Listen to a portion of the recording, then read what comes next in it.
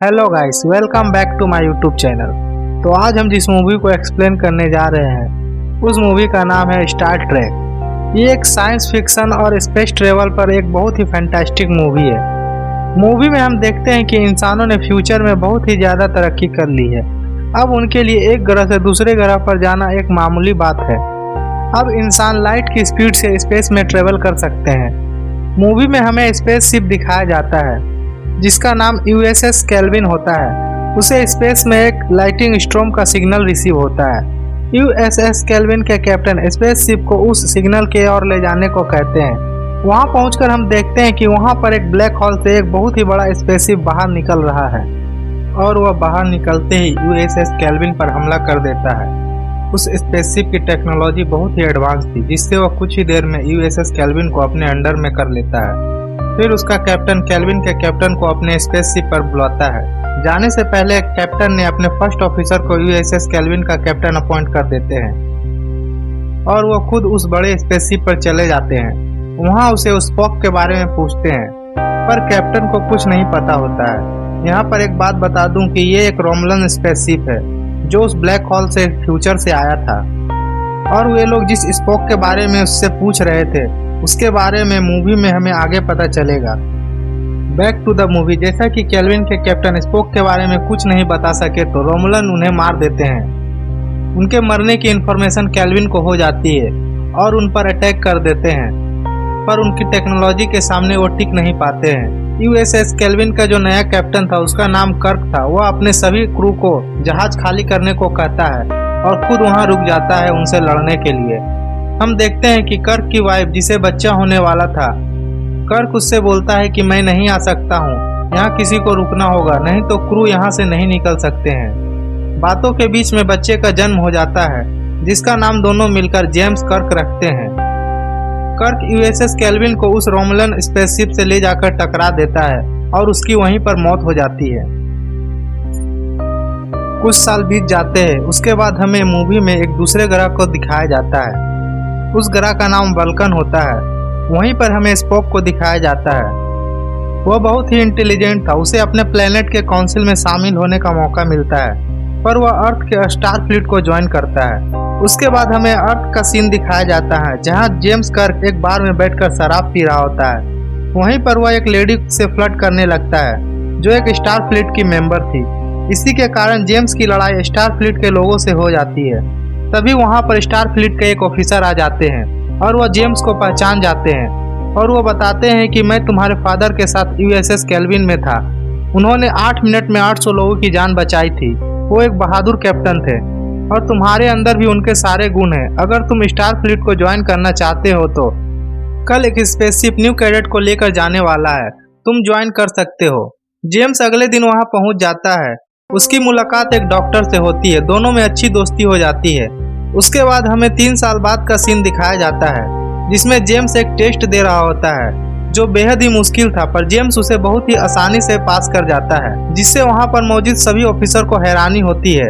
उसके बाद जेम्स पर इंक्वायरी होने लगती है और उस पर यह आरोप लगता है कि उसने इस टेस्ट में चीटिंग की है क्योंकि यह टेस्ट कोई पास नहीं कर सकता था। इसी बीच वल्कन से स्टार फ्लीट को एक इमरजेंसी सिग्नल मिलता है और सारे न्यू कैडेट को हैंगर में रिपोर्ट करने को कहा जाता है।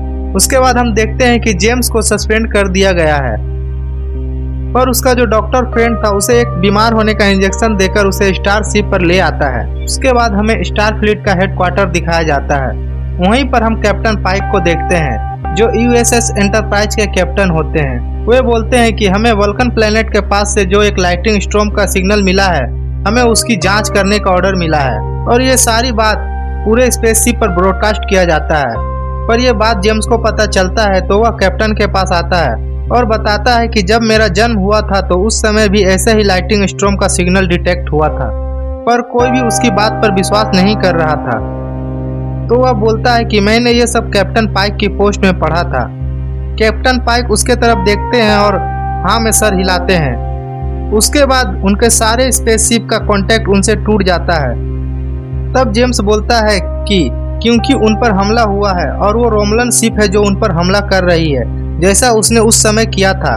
तभी यूएसएस एंटरप्राइज भी वहां पहुंच जाता है। वहां पर वे लोग देखते हैं कि सारे शिप डिस्ट्रॉय हो चुके हैं इतने में उन पर भी हमला हो जाता है, पर रोमुलन शिप का कैप्टन यूएसएस एंटरप्राइज को छोड़ देता है और उनके कैप्टन को अपने शिप पर बुलाता है। जेम्स कैप्टन पाइक को वहां जाने से मना करता है, पर कैप्टन पाइक के पास और कोई रास्ता नहीं होता। उधर रोमुलन वल्कन प्लेनेट पर एक ड्रिल कर रहे होते हैं, जिससे उनका कांटेक्ट वल्कन प्लेनेट से नहीं हो पा रहा था। उसके बाद कैप्टन पाइक स्पोक को एंटरप्राइज का कैप्टन और जेम्स को फर्स्ट ऑफिसर बना के रोमुलन स्पेसशिप पर जाने लगते हैं। वो अपने साथ जेम्स और 2 क्रू मेंबर को साथ चलने के लिए कहते हैं, जिन्हें वो ड्रिल को डिस्ट्रॉय करने का ऑर्डर देते हैं। वो तीनों जंप करते हैं, पर उनका एक मेंबर मारा जाता है। जेम्स और सुलू, जो एक अच्छा तलवारबाज होता है, वह ड्रिल को डिस्ट्रॉय कर देते हैं। उसके बाद उनका कांटेक्ट उनसे हो जाता है और वे लोग वापस शिप पर टेलीपोर्ट के जरिए आ जाते हैं। जेम्स बताता है कि रोमुलन ने वल्कन प्लेनेट के कोर में कुछ लॉन्च किया है। तभी उनको पता लगता है कि पूरा प्लेनेट डिस्ट्रॉय होने वाला है। स्पोक, जो शिप का कैप्टन है, वह वल्कन प्लेनेट पर टेलीपोर्ट हो जाता है, क्योंकि ये उसका होम प्लेनेट है। उसके लोग वहाँ पर हैं। वह उन्हें बचा कर लाने में कामयाब हो जाता है, पर अपनी मॉम को नहीं बचा सका था, जिससे वह बहुत दुखी हो जाता है। पर वो अपना इमोशन को कंट्रोल कर लेता है। हम देखते हैं कि पूरा वल्कन प्लेनेट अब एक ब्लैक होल में बदल गया है। दरअसल रोमुलन के पास एक रेड मैटर होता है, जिससे ब्लैक होल क्रिएट किया जा सकता है। उसके बाद हम अगले सीन में देखते हैं कि जेम्स और स्पोक के बीच में बहस हो रही होती है, क्योंकि जेम्स कैप्टन पाइक को बचाने के लिए बोल रहा था, पर स्पोक अपने मिशन पर आगे जाना चाहता था। जेम्स बोलता है कि रोमुलन का नेक्स्ट टारगेट अर्थ है और वह कैप्टन से अर्थ की डिफेंस के बारे में सारी जानकारी हासिल कर लेगा। इसीलिए हमें जल्द से जल्द कैप्टन पाइक को उनके पास से रिहा करवाना होगा। इसी बात को लेकर दोनों में बहस हो जाती है और फिर बात हाथापाई तक आ जाती है। स्पोक, जो शिप का कैप्टन था, वह जेम्स को एक अनजान प्लेनेट पर लॉन्च करवा देता है, जो एक बर्फीला प्लेनेट था।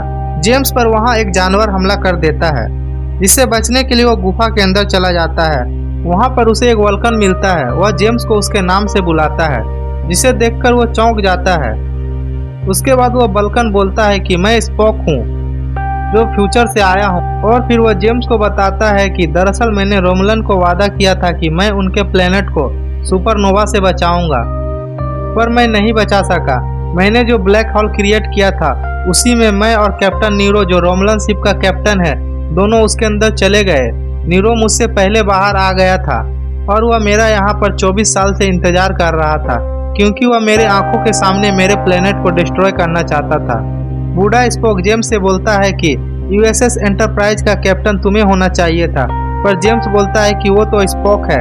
उसके बाद बूढ़ा स्पोक उसे स्टार फ्लीट का एक रूल के बारे में बताता है, इसमें कैप्टन को अपना संतुलन नहीं खोना चाहिए। बूढ़ा स्पोक बोलता है कि तुम्हें उसे उकसाना है। उसके बाद दोनों स्टार फ्लीट के एक आउटपोस्ट पर जाते हैं, जो इसी प्लेनेट पर था। वहां पर उनकी मुलाकात स्कॉट से होती है, जो एक इंजीनियर था। उसकी ड्यूटी यहाँ पर होती है। स्पोक उसे देखकर पहचान जाता है और उसे बोलता है कि तुमने ही लाइट से भी स्पीड होने के बाद भी किसी को भी टेलीपोर्ट करने का इन्वेंशन किया है। जिसके बाद दोनों यूएसएस एंटरप्राइज पर टेलीपोर्ट हो जाते हैं।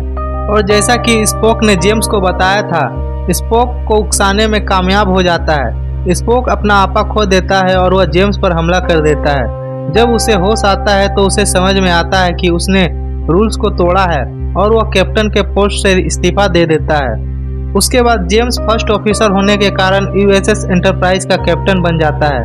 कैप्टन बनते ही ऑर्डर देता है कि हम रोमुलन का पीछा करेंगे और कैप्टन पाइक को उनसे छुड़ाएंगे। स्पोक के फादर उसे समझाते हैं कि अर्थ तुम्हारा दूसरा होम प्लेनेट है और तुम्हें उसे बचाना चाहिए, क्योंकि स्पोक की माँ एक इंसान थी।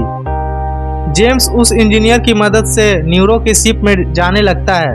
तब स्पोक बोलता है कि वो भी साथ जाएगा, क्योंकि अर्थ उसकी मॉम का प्लेनेट है और उसे डिस्ट्रॉय होने नहीं दे सकता। दोनों रोमुलन की शिप पर टेलीपोर्ट हो जाते हैं। वहाँ जेम्स उसे ओल्ड स्पोक के उस शिप को वहां से लेकर जाने को कहता है, जिसमें रेड मैटर होता है, और वह कैप्टन पाइक को छुड़ाने लगता है। स्पोक उस स्पेसशिप को वहां से लेकर निकल जाता है। न्यूरो को जब यह बात पता चलता है कि रेड मैटर को स्पोक लेकर चला गया है, जिससे वह बहुत गुस्सा हो जाता है। वह उस पर हमला करने का आदेश देता है। इसी बीच में जेम्स कैप्टन पाइक को छुड़ा लेता है और वह वापस अपने शिप पर टेलीपोर्ट हो जाता है। उधर स्पोक अपना स्पेसशिप न्यूरो के शिप से टकरा देता है, जिससे एक बहुत बड़ा ब्लैक होल क्रिएट हो जाता है। पर टकराने से पहले स्पोक को टेलीपोर्ट कर लिया जाता है। उसके बाद जेम्स नीरो से बात करता है कि तुम सरेंडर कर दो तो हम तुम्हें तुम्हारे लोगों को बचा लेंगे, पर वह सरेंडर करने से मना कर देता है और पूरा स्पेसशिप ब्लैक होल में समा जाता है। उसके बाद हमें अर्थ का सीन दिखाया जाता है, जहां जेम्स को यूएसएस एंटरप्राइज का परमानेंट कैप्टन बना दिया जाता है। स्पॉक जेम्स के पास जाता है और बोलता है कि मैं तुम्हारा फर्स्ट ऑफिसर बनना चाहता हूं। जेम्स उसे अपना फर्स्ट ऑफिसर अपॉइंट कर लेता है और इसी के साथ मूवी यहीं पर समाप्त हो जाती है। आपको ये एक्सप्लेनेशन कैसा लगा कमेंट करके जरूर बताइएगा और इसी तरह का एक्सप्लेनेशन सुनने के लिए हमारे चैनल को सब्सक्राइब कर लीजिए।